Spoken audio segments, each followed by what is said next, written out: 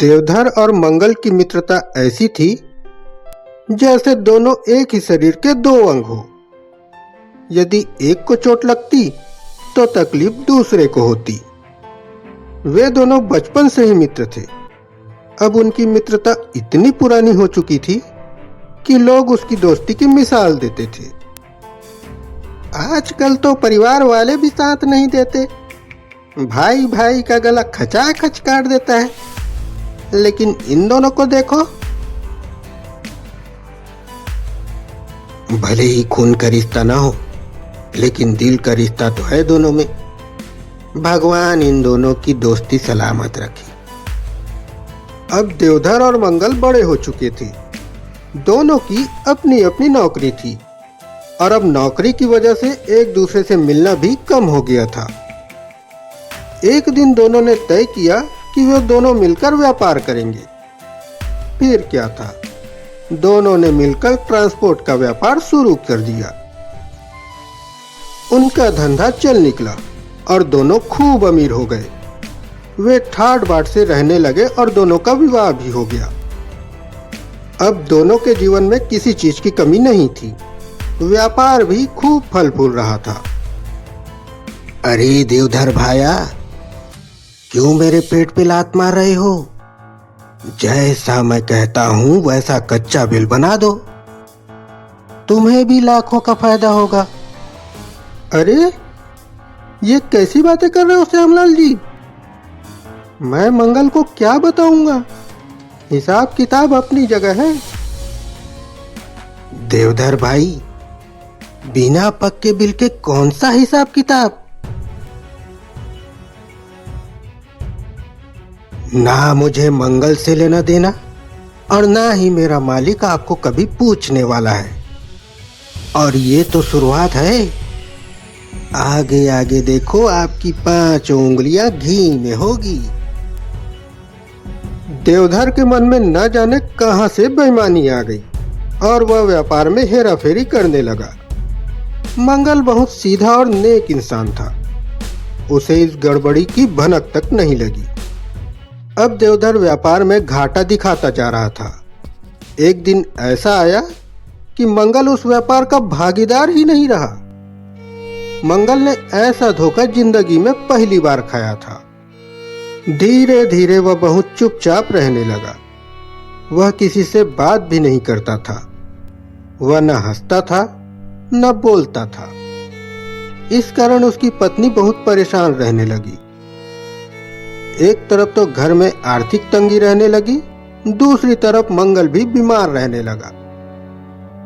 मंगल की पत्नी वर्षा ने डॉक्टर से खूब इलाज कराया, किंतु कोई फायदा नहीं हुआ। किसी डॉक्टर को उसकी बीमारी समझ ही नहीं आती थी। मंगल दिन पर दिन कमजोर होता जा रहा था। दूसरी तरफ देवधर अपने आप में मस्त था। उसने हेरा फेरी करके खूब धन जमा कर लिया था। अपनी पत्नी के लिए उसने ढेरों गहने बनवा दिए थे। गांव के लोग ऐसा विश्वासघात देखकर कानों पर हाथ रख लेते थे। लोगों को देवधर की बेईमानी का खूब पता था, लेकिन कोई भी खुलकर सामने नहीं आता था। एक दिन मंगल का चचेरा भाई सोमदत्त शहर से आया। वह मंगल की हालत देखकर हैरान रह गया। देवर जी, अपने भैया का कुछ इलाज कराओ। हम तो गांव में इलाज करवा के हार गए, परंतु कोई फायदा नहीं हुआ। सोमदत्त ने वर्षा से मंगल की हालत के बारे में विस्तार से जानकारी ली। वो अच्छी तरह समझ गया कि आखिर माजरा क्या है। भाभी, मंगल का इलाज डॉक्टर वैद्य के पास नहीं है। इनके बचपन के दोस्त देवधर भैया ने जो विश्वासघात किया है, ये उसी का नतीजा है। जब तक देवधर मंगल से माफी नहीं मांगेगा, मंगल की हालत ठीक नहीं होने वाली। लेकिन देवधर अब बहुत धनी और घमंडी हो गया है। उसका माफी मांगना नामुमकिन है। हम गरीब उसके सामने कहाँ टिक सकेंगे।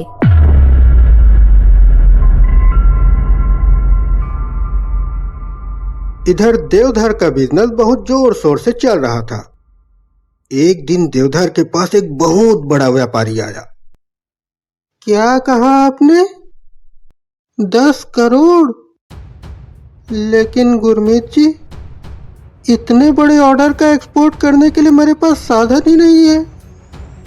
ये मैं कैसे कर पाऊंगा? बात तो आपकी बिल्कुल ठीक है सेठ जी। लगता है ये काम मुझे किसी और से करवाना पड़ेगा। अरे नहीं नहीं गुरमीत जी, ये आप कैसी बातें कर रहे हैं?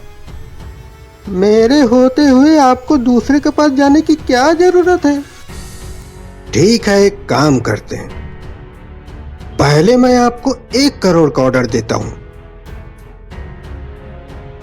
अगर आपने इसे समय पे कर दिया तो बाकी के काम के लिए मैं आपको लोन दिलवा दूंगा।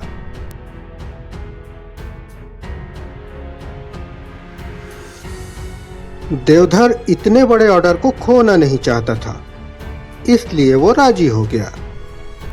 लेकिन देवधर के लिए 1 करोड़ का काम पूरा करना भी किसी चुनौती से कम नहीं था। इस समस्या से निपटने के लिए उसने अपना घर गिरवी रख दिया, ये सोच के कि इतने बड़े व्यापारी ने लोन दिलाने की बात कही है। आखिर उसने ये ऑर्डर समय रहते पूरा कर ही दिया। अरे आपने तो कमाल ही कर दिया सेठ जी। समय से पहले ही सारा काम निपटा दिया। हमारी कंपनी को इससे बहुत फायदा हुआ है। बस आपकी कृपा है गुरमीत जी। अब हम सोच रहे हैं कि आगे का काम भी आप ही से करवाएं। इसमें सोचने वाली क्या बात है? आप लोन दिलाने में मदद कीजिए, मैं आपका काम चुटकी बजाते ही पूरा कर दूंगा। आप कल मुझे बैंक में मिलिए, साथ में कंपनी के कागजात भी लाइएगा। मेरी कंपनी के? लेकिन लोन तो आपने दिलाने की बात कही थी।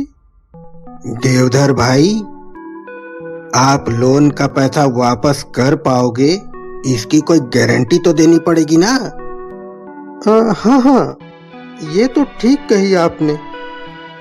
देवधर ने अपना घर पहले ही गिरवी रख दिया था, जिसे छुड़ाने के लिए 10 करोड़ का ऑर्डर मिलना बहुत जरूरी था।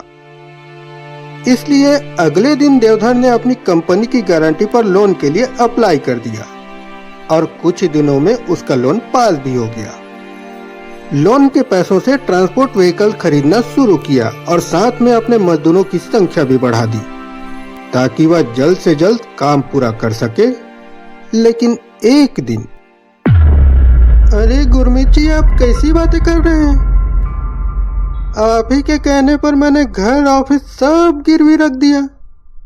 बकवास मत करो देवधर जी, मैंने आपको गिरवी रखने के लिए कभी नहीं कहा। लेकिन गुरमीत जी, बस ऑर्डर कैंसिल तो कैंसिल। आपके नुकसान से मुझे क्या लेना देना। ऐसा मत कहिए गुरमीत जी, मैं बर्बाद हो जाऊंगा, मेरा सब कुछ लूट जाएगा। ठीक है, आप मेरे मालिक से मिल लीजिए, शायद वो आप पर दया कर दे। मालिक? तो क्या आप इस कंपनी के मालिक नहीं हैं?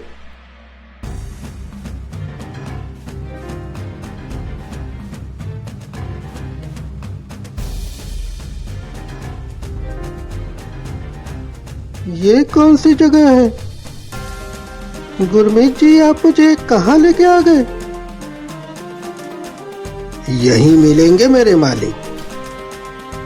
अंदर चलिए, वो आपका ही इंतजार कर रहे हैं।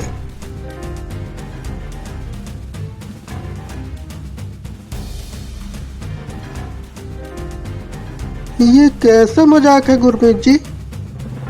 एक दुबला पतला बीमार इंसान खाट पे पड़ा हुआ है और आप कहते हैं कि ये आपके मालिक हैं। आपको तो इन्हें डॉक्टर के पास ले जाना चाहिए। डॉक्टर कुछ नहीं कर सकता। लेकिन ऐसा क्या हो गया है इन्हें? इनकी ऐसी हालत? इन्हें किसी ने जहर खिला दिया है। जहर? हाँ, जहर। धोखे का जहर। और वो जहर देने वाला कोई और नहीं, आप है देवधर भैया। सोमदत्त, तुम? हाँ, सोमदत्त। देवधर को अब सब कुछ शीशे की तरह साफ समझ आ चुका था। वो ये भी जान चुका था कि बीमार व्यक्ति कोई और नहीं बल्कि उसका परम मित्र मंगल है। देवधर ने मंगल से तुरंत माफी मांग ली। उसकी इतनी दुर्बल और बीमार हालत के कारण वह अपने बचपन के मित्र को पहचान नहीं सका था। अब देवधर पश्चाताप की अग्नि में जल रहा था। उसने अपने मित्र से अपने किए पर पुनः माफी मांगी और गले से लगा ली।